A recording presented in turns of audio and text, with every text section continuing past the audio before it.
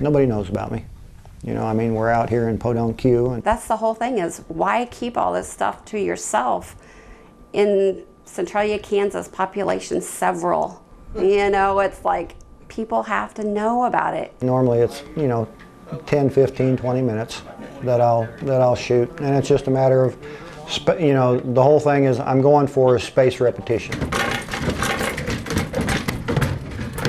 But it's something. Anybody could do what I do if they knew what I know. You won't meet anyone like Bob Fisher.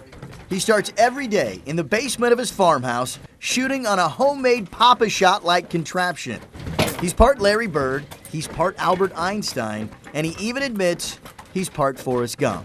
I can recall when I was sitting in grade school, and the teacher, I think I was in 6th grade, and the teacher came in one day and she said, well, there's this new thing called IQ, and it measures how smart you are. And I'm sitting there thinking, oh, because now the gig is up, you know. But a few years ago, after turning 50, Bob decided he was going to be the best in the world at something. So he turned himself into the best free throw shooter on the planet. The reason I'm the best is because I have 10 Guinness World Records hanging on the wall, and I have 3 more coming.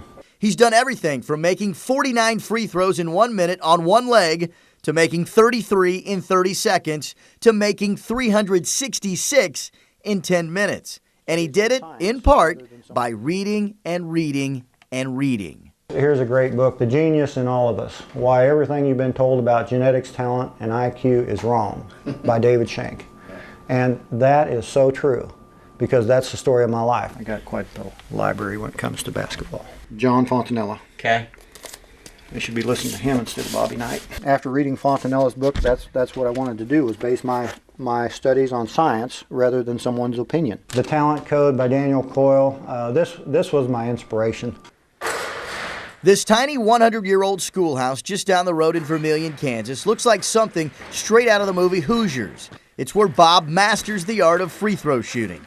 As you can see, there's nothing high-tech about it. I'm just happy to have a place to practice. He's there every night, sometimes with his wife Connie, other times without. Yeah, unique, that's a good word. People around here sometimes say, oh, you're the basketball freak. And it's like, yeah. And the wrist is it's the queen of the chessboard when it comes to shooting. Arc, Magnus force, that's quite a bit has to do with Magnus force, spin on the ball. You got to rotate your radial ulnar joint to where it's facing the basket. Bob's a soil conservation technician for the Department of Agriculture by day, but he used to coach high school ball on the side for Onega and Axtell. We had a game where we hit 17 threes. Our post player hit 4. But he admits, you know, I'll just be quite honest, I was not very good. Maybe not coaching a team, but individual shooters. He says he can help any grade school, junior high, high school, college, or NBA player that's willing to learn. As for what's next on his Guinness World Record radar, you know, I'm running out of categories. But he does have a little something up his sleeve, like making 2 free throws at one time. Did you get it? Reporting for Off the Bench, off the beaten path in Centralia, Kansas, I'm Brad Fanning.